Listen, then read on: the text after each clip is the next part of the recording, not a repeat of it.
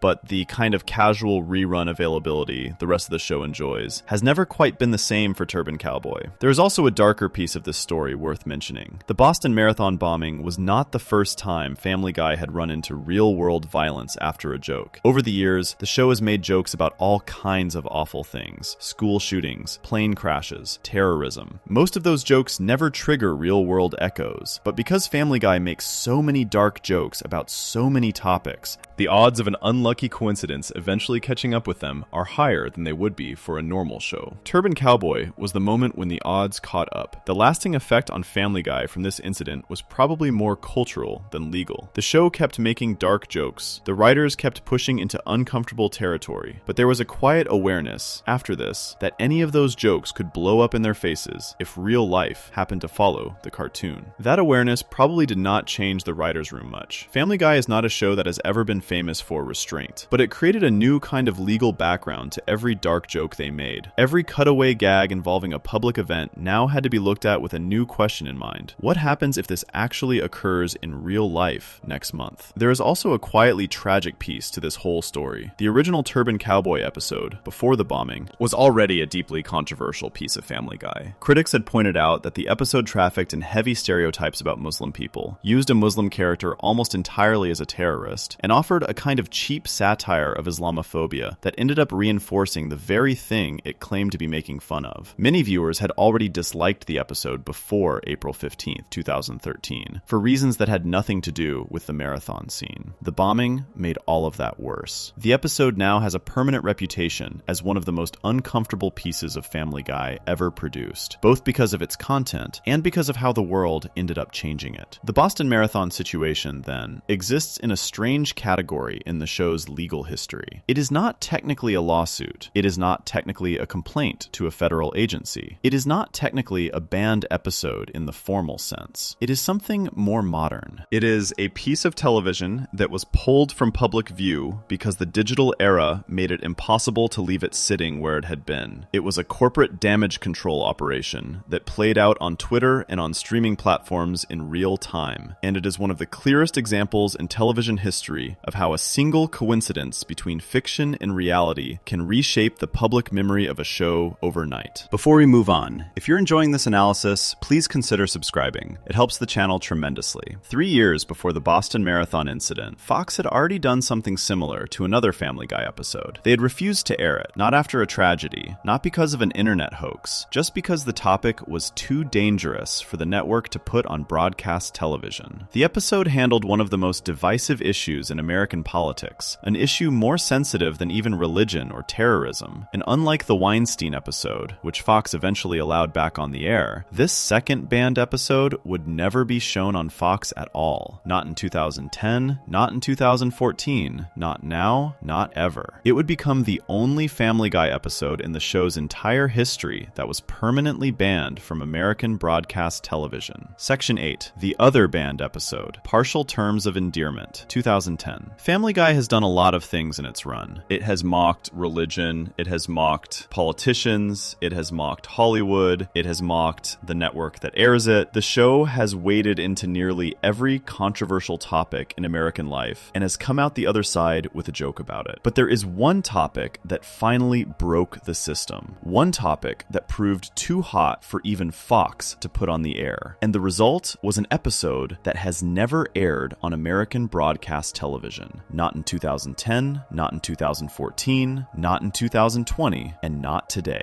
The episode is called Partial Terms of Endearment. The episode is the 21st and final episode of Season 8 of Family Guy. It was directed by Joseph Lee and written by a longtime Family Guy writer named Danny Smith. The episode was meant to be the season finale, airing in May 2010 as part of the regular Sunday night schedule. It was completed, it was animated, it was scored, it was approved for production by 20th Century Fox, the studio that makes the show. Everything about it was ready to go. Then, Fox Broadcasting, the network that actually airs the show, refused to put it on the air. To understand why, you need to understand the plot. The episode focuses on Lois. An old friend of hers from college named Naomi comes back into her life. Naomi and her husband Dale have been trying to have a baby for years, but they cannot conceive on their own. They ask Lois if she would carry the baby for them as a surrogate, meaning Lois would carry their child to birth and then give the baby to Naomi and Dale to raise. Peter is uncomfortable with the idea. He tries, in classic dumb Peter Griffin fashion, to mess up the pregnancy with various stupid stunts. Lois eventually agrees to be the surrogate and goes through with the procedure. A few weeks into the pregnancy, tragedy strikes. Naomi and Dale are killed in a car accident on the same day they win the lottery. Lois is now carrying a baby that has no parents waiting for it. She has to decide what to do. The baby is biologically not hers. She did not plan to raise it. The people who are going to raise it are dead. Brian, the family dog, suggests an option: abortion. Lois is not sure. Peter, after first being told about the option by Brian, seems to support it. Then Peter runs into a group of anti-abortion activists at a clinic, and after listening to their arguments, he completely flips. He becomes an aggressive opponent of abortion. He tries to convince Lois to keep the baby. The episode then becomes a long conversation between Lois and Peter about both sides of the abortion debate. The show takes the unusual step of actually staking out a position. Lois decides to have the abortion. She goes through with the procedure. The episode ends with the procedure done, the decision made, and the family moving forward. That is the plot. That is the episode Fox refused to air. Seth MacFarlane had actually been thinking about this episode for a while. Before writing it, he had asked the writer Danny Smith to read a famous essay by the scientist Carl Sagan called Abortion. Is it possible to be both pro-life and pro-choice? MacFarlane wanted the episode to engage with the topic seriously, not just toss off cheap jokes. The essay essay he picked is known for trying to look at the abortion debate from multiple angles. So even though the episode contains plenty of crude Family Guy gags, the underlying material was put together with more thought than people might assume. When the episode was finished, the writers and producers expected it to air just like everything else. They expected the standard Family Guy pattern. The network would warn them that the topic was sensitive. The network would let them produce it anyway. The network would air it. There would be controversy. The PTC would file complaints. The complaints would go nowhere. The show would move on. That had been the pattern for years, including with the Weinstein episode and with countless other touchy episodes that had aired without much issue. This time, the pattern broke. Fox watched the finished episode. Fox executives huddled with their advertising team. The advertising team came back with bad news. Major advertisers were not willing to have their commercials run during an episode that explicitly took a side on abortion. The advertising market in 2010 was already weak because of the broader American economy. The country had gone through a serious recession a couple of years earlier and was still recovering. Advertisers were nervous. They were spending less money than they had in better years. Fox needed every advertising dollar it could get, and it could not afford to lose major sponsors over a single Family Guy episode. So Fox made a decision. They would not air it. The president of Fox Entertainment at the time was a man named Kevin Riley. He gave a public explanation for the decision. He told the New York Times that the issue was extremely fragile subject matter at an extremely fragile economic time. He said that of all the issues he could think of, abortion was the one that seemed to be the biggest hot button. He said advertisers knew what they were getting into when they bought commercial time on Family Guy, but this particular episode felt like it could cause trouble, and it was just not worth it. He emphasized that the episode itself was, in his opinion, handled fine. The decision was about the financial environment, not the quality of the work. That was a remarkable thing for a network executive to say publicly. Riley was not arguing that the episode was offensive or wrong. He was saying that it was fine, and that the network was still going to ban it because of money. The honesty was unusual. It was also a kind of legal cover. By saying the decision was about advertisers and the economy, Fox could avoid making a moral statement about the content. They were saying, in effect, that they were not censoring the show because they thought it was bad. They were censoring it because business was bad. Family Guy fans had a recent example to compare this to. Just 7 years earlier, in 2003, Fox had refused to air When You Wish Upon a Weinstein. That episode had eventually made it to television, first on Adult Swim, and then on Fox itself in 2004. Fans assumed Partial Terms of Endearment would follow the same path. The show was used to having difficult episodes saved by Adult Swim, the cable network that had brought Family Guy back from the dead in the first place. So everyone waited for Adult Swim to step in and rescue the abortion episode. Adult Swim said no. A spokesperson for Adult Swim told reporters by email that there were no plans to air the episode on their network. That was the end of that. The cable rescue was not coming. The episode was now stuck. Fox refused to comment in detail. The network put out a statement saying it fully supported the producer's right to make the episode and distribute it in whatever way they wanted, but they declined to elaborate on their decision. That language is important. Fox was not destroying the episode. They were not preventing it from existing. They were just saying that they personally would not be the ones airing it. So how did the episode actually get released to the public? Two ways. First, on June 20th, 2010, the episode aired on BBC Three in the United Kingdom. The BBC was happy to put it on the air as part of the regular Sunday night Family Guy slot. Around 1 million British households watched it. American fans had to watch through other means, which mostly meant illegal downloads and bootleg copies floating around the internet. The second release came on September 28th, 2010. The episode was put out as a standalone DVD release in the United States, bundled with another Family Guy product called Seth and Alex's Almost Live Comedy Show. So if you wanted to legally see the episode in America, you had to buy a DVD. You could not turn on your TV and find it. You could not catch it on Adult Swim.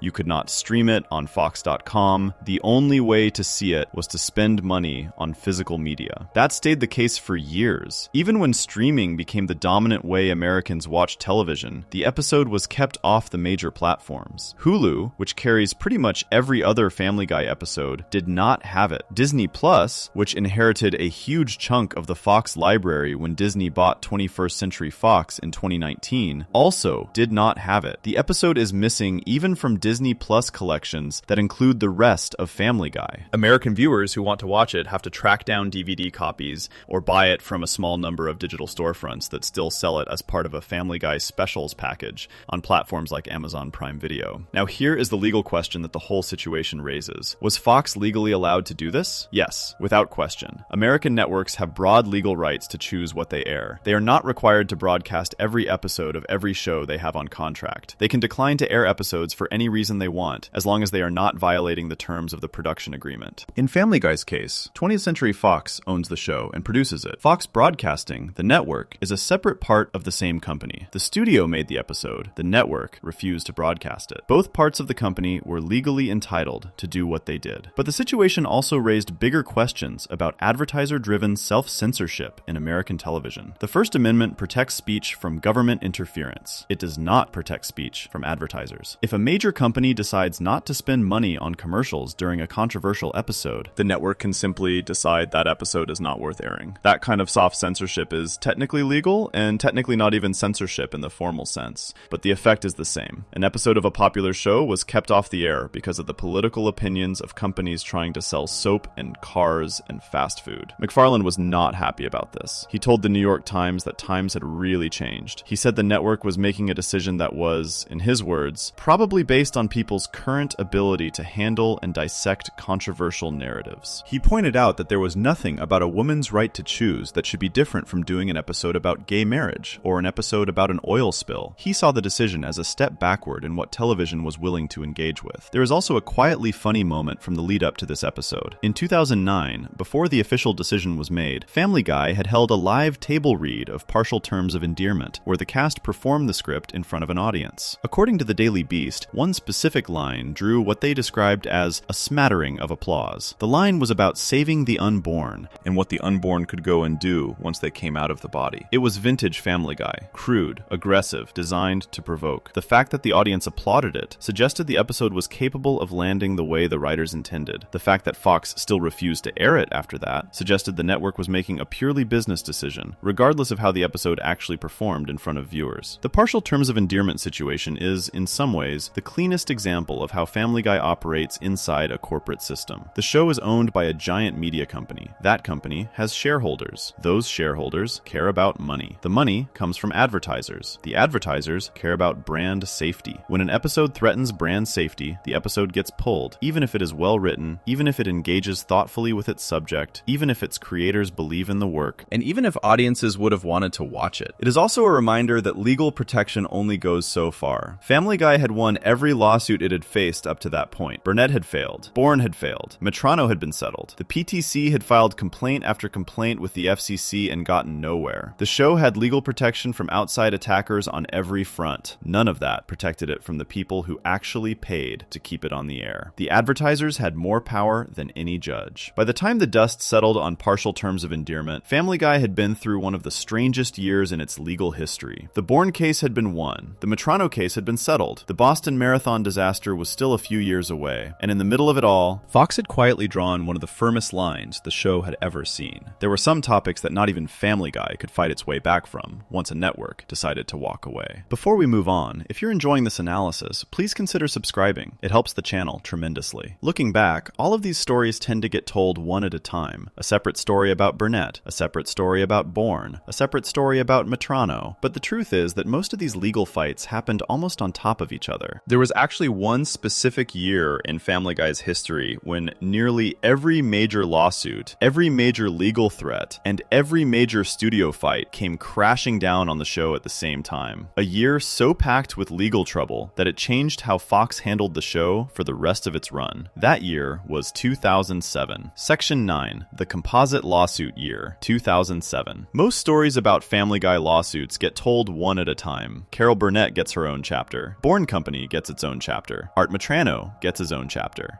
The way these stories usually appear in articles and video essays makes it sound like they happened far apart from each other, like separate weather events on different days. The truth is much messier. Most of the most important lawsuits in Family Guy history happened inside one single year. A year so loaded with legal trouble that it changed how Fox handled the entire show for years afterward. That year was 2007. To understand why this matters, you have to picture what 2007 actually looked like for Family Guy. The show was finally riding high. After being canceled twice in its early years, after being saved by DVD sales and Adult Swim reruns, the show had clawed its way back to being a hit. New episodes were being made. Ratings were strong. The Stewie Griffin direct-to-video movie had come out in 2005 and sold millions of copies. The show was was no longer fighting for survival. It was a major part of the Fox lineup, a brand on store shelves, a cultural force. Family Guy had grown up, and in 2007, that growth came with a price. The show was now big enough, rich enough, and visible enough that people started lining up to sue it. The first lawsuit hit in March. Carol Burnett filed her $2 million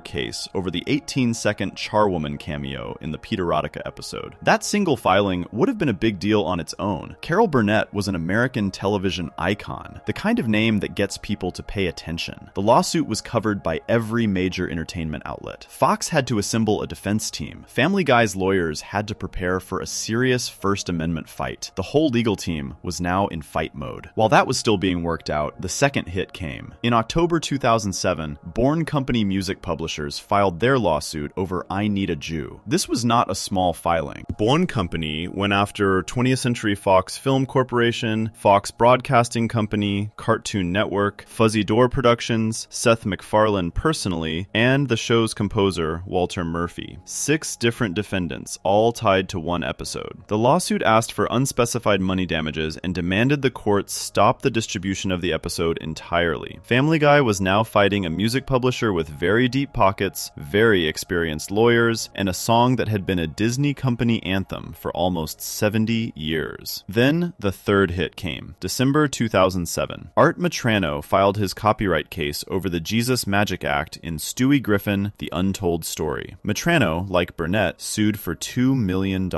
He sued 20th Century Fox, Seth MacFarlane personally, writer Steve Callahan, and actress Alex Borstein. The Metrano lawsuit had a problem the others did not have. Comedy routines are very hard to copyright in America, and Metrano was already trying to fix that legal problem with the Copyright Office at the same time he was suing Fox. He was fighting 2 separate legal battles at the same time, and the second one was going to determine whether the first one had any chance of working. 3 lawsuits, 1 year, all naming Seth MacFarlane personally, all asking the court to stop distribution, all filed in different jurisdictions, all coming at Family Guy from completely different directions. Burnett was a copyright case rooted in character protection. Bourne was a copyright case rooted in music. Metrano was a copyright case rooted in performance and physical comedy.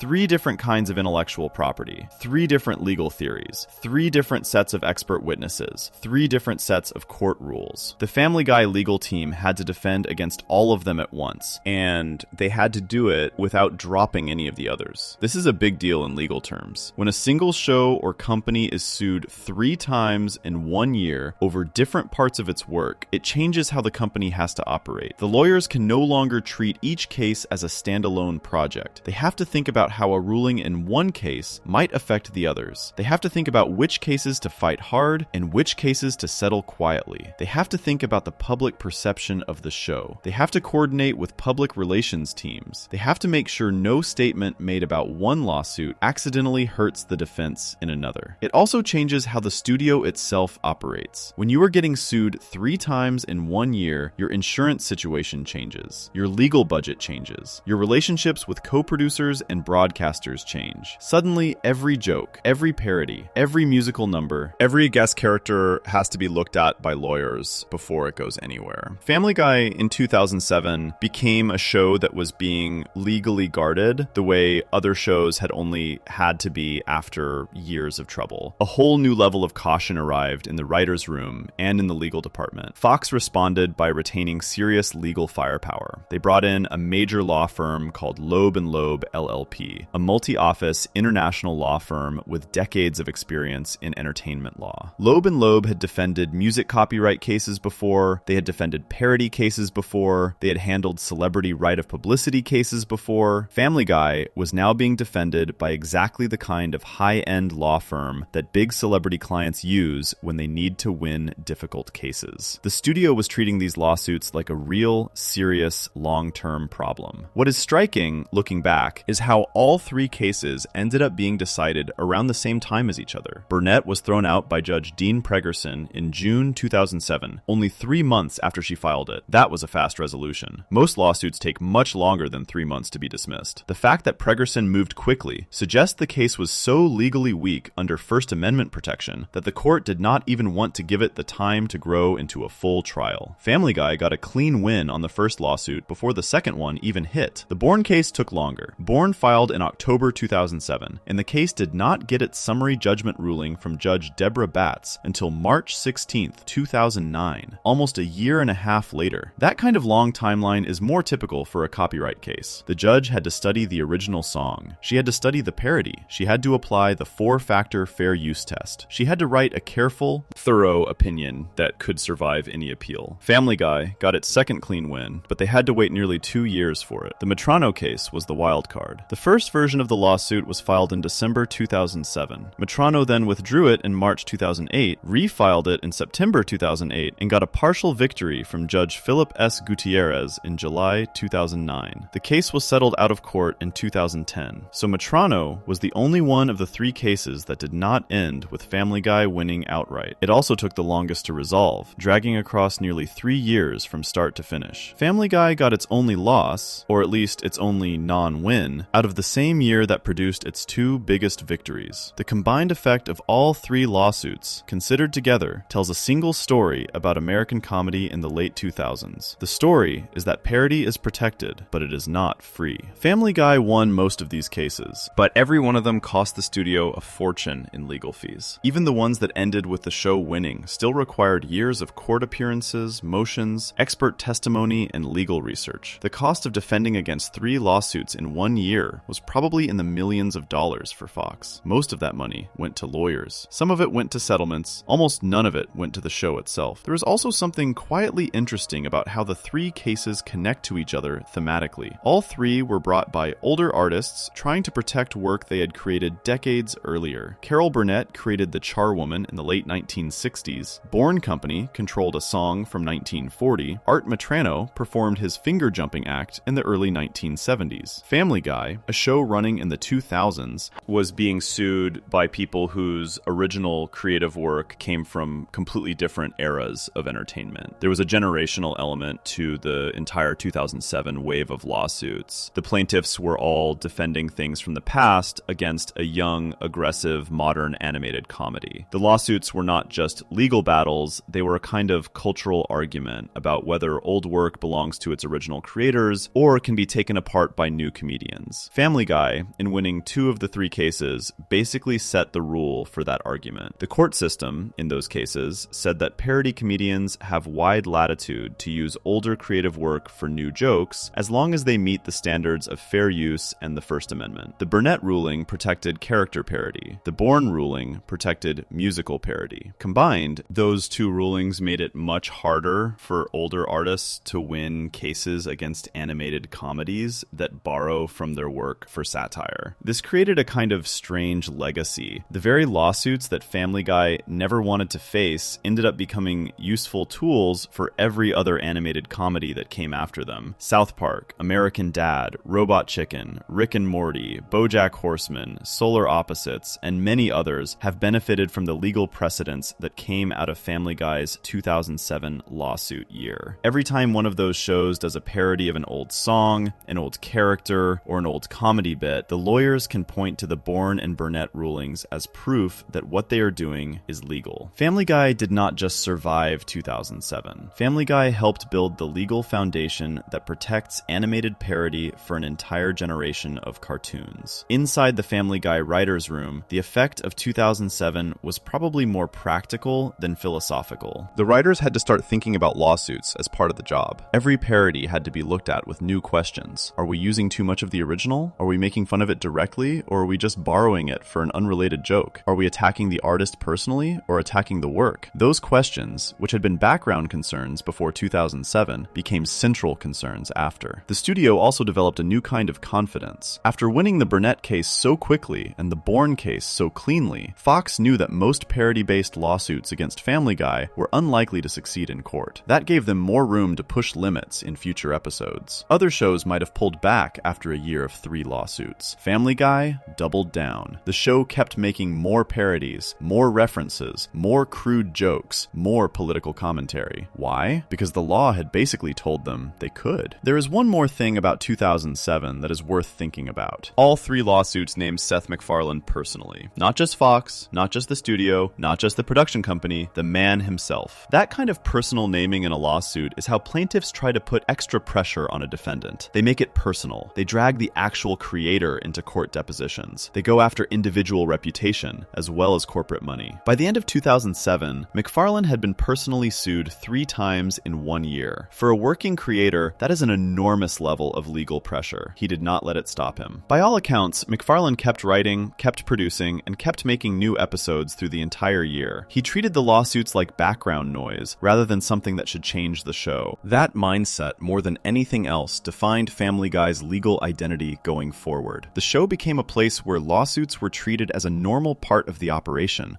like script revisions or ratings reports. Lawsuits happened, lawsuits got handled. The show kept going. The next episode kept getting written. The whole creative engine never paused for any of it. Before we move on, if you're enjoying this analysis, please consider subscribing. It helps the channel tremendously. By the end of 2007, Family Guy had been through more legal trouble in 12 months than most shows go through in a decade, and the show had survived it. 2 of the 3 cases had been won. The third was on its way to a settlement. The team had grown stronger, more legally protected, and more aware of how to handle attacks. But what is most interesting about all of this is what came out of those battles in the long run. The rulings from those cases, especially the Bourne ruling, did not just protect Family Guy. They quietly changed American copyright law for every animated comedy that came after. The lawsuits that almost destroyed the show in 2007 became the legal foundation that protected everyone else who tried to do what Family Guy was doing. And that is a much bigger story than just one show winning a few court cases. Section 10. The Fair Use Legacy: How Family Guy Became Case Law. There is a strange thing that happens when you study the long arc of Family Guy's legal history. The show that critics call lazy. The show that fans love but constantly accuse of being a copy of better shows. The show that gets dismissed as crude and shallow and cheap. That show, by the time you finish tracing its lawsuits, turns out to have shaped American comedy law in a way that almost no other animated series has. Family Guy did not just survive its lawsuits. Family Guy ended up rewriting parts of the rulebook that every parody comedy now plays by. This is the part of the Family Guy legal story that almost nobody talks about, and it is probably the most important part of all. When Bourne Company lost its lawsuit against Family Guy in March 2009, the ruling did not stay locked inside that one courtroom. The legal world watched it carefully. Entertainment lawyers studied it. Law professors wrote about it. The American Bar Association, which is the main professional group for lawyers in the United States, even published a long article about the case in their Entertainment Law Journal in the summer of 2009. The article appeared in a publication called Entertainment and Sports Lawyer. The piece walked step by step through how Judge Deborah Batts had applied the 4-factor fair use test to a Family Guy musical parody, and it explained why the ruling mattered for future copyright cases. That kind of attention does not happen for every court case. Most lawsuits, even big ones, get a few news articles and then vanish. Lawyers cite a small handful of important cases when they are trying to make legal arguments, and most rulings never become part of that small handful. The Family Guy ruling did. After 2009, when other television writers got sued for musical parodies, their lawyers started pointing back at the Bourne case. When new animated shows were getting prepared for production, their legal teams started using the Bourne ruling as a reference point. The case became one of the standard examples of how American courts treat parody in the modern era. That kind of legacy is rare. Most television shows are happy to win lawsuits and move on. Family Guy, almost by accident, did something bigger. It produced a court ruling that other shows could use to defend themselves. The Burnett ruling did something similar, just on a different track. When Judge Dean Pregerson dismissed the Carol Burnett case in June 2007, he leaned heavily on a much older Supreme Court ruling called Hustler Magazine versus Falwell. That older case had protected magazine parodies of public figures back in the 1980s. By using it for a cartoon parody of a celebrity character, Pregerson stretched the Falwell protection into the world of animated comedy. After his ruling, the protection that had once mostly applied to magazines and newspapers and stand-up comics now clearly applied to cartoons, too. Future animated shows that wanted to do quick celebrity gags could point at the Family Guy case as proof that the law was on their side. The Metrano case, even though it ended in a settlement, also had quiet effects on the law. Judge Philip Gutierrez's ruling in July 2009, the one that rejected Fox's motion to dismiss, was a warning shot. It told future animated shows that copying a specific physical comedy routine, especially when the routine had nothing to do with the joke being told, was not safe under fair use. That ruling pushed animation writers to be more careful about how they used real comedians' bits. Even the case Family Guy did not fully win win became a teaching tool for how to avoid getting sued in the first place. Take all three rulings together, and something interesting comes into focus. Family Guy, in defending itself, ended up creating a kind of comedy law starter pack for animation. 3 different rulings covering 3 different kinds of parody. Character parody is protected, as long as it is clearly a parody and not a copy. Musical parody is protected, as long as it transforms the original and does not steal the market for it. Performance routines are riskier and require more care, especially when the new use does not actually comment on the original performer. Those 3 lessons, drilled into American animation law by the Family Guy lawsuits of 2007 to 2010, became the working rules for every adult cartoon that came after. You can actually see the effect on later shows. When South Park makes parodies of public figures, when American Dad does musical numbers based on famous songs, when Robot Chicken takes a celebrity bit and twists it into a sketch, when Rick and Morty mocks pop culture franchises, when BoJack Horseman builds entire episodes around parody, all of those shows are operating inside a legal space that Family Guy helped open up. The Family Guy lawsuits were not the only cases that shaped this law, but they were among the most important ones from the era when adult animation was exploding. Without those rulings, the next decade of animated comedy would have looked very different. There is also something deeper going on here that is worth thinking about. Family Guy as a show is constantly accused of being unoriginal. Critics have written for years about how the show borrows from The Simpsons. Fans of Chris Ware accuse it of borrowing from Jimmy Corrigan. Stand-up comedians accuse the show of recycling jokes from older comedy. The reputation of Family Guy in artistic circles is, fairly or unfairly, the reputation of a show that takes more than it makes. And yet, when you look at what came out of Family Guy's legal battles, the show ended up being unusually creative. Not creative in jokes, creative in case law, creative in what it forced courts to decide, creative in what it added to the legal protection of comedy in America. That is a strange legacy for a show that has spent 20-something years being mocked for its lack of originality. The show that critics say copies everything ended up creating new legal precedent. The show that fans say steals jokes ended up shielding other shows from being sued for stealing jokes. The irony of that is hard to ignore. The legal protections Family Guy helped build also turned out to be useful for the show itself in later years. After 2010, the rate of major lawsuits against Family Guy slowed down dramatically. There have been complaints, there have been controversies, there have been removed episodes and angry advertisers, but the kind of full-scale federal copyright lawsuit that defined the show's 2007 era has mostly stopped happening. Part of the reason is probably that potential plaintiffs read the Bourne and Burnett rulings and decided not to bother. The path to winning had been blocked. Family Guy had become legally radioactive, in a good way for the show. Not many people wanted to take it to court anymore, because not many people thought they could win. That is the deepest kind of legal protection a show can have. Not just winning cases, discouraging cases from being filed in the first place. Family Guy reached that level of protection through a combination of good lawyers, good fair use defenses, and good luck. Other adult animated shows now enjoy similar protection,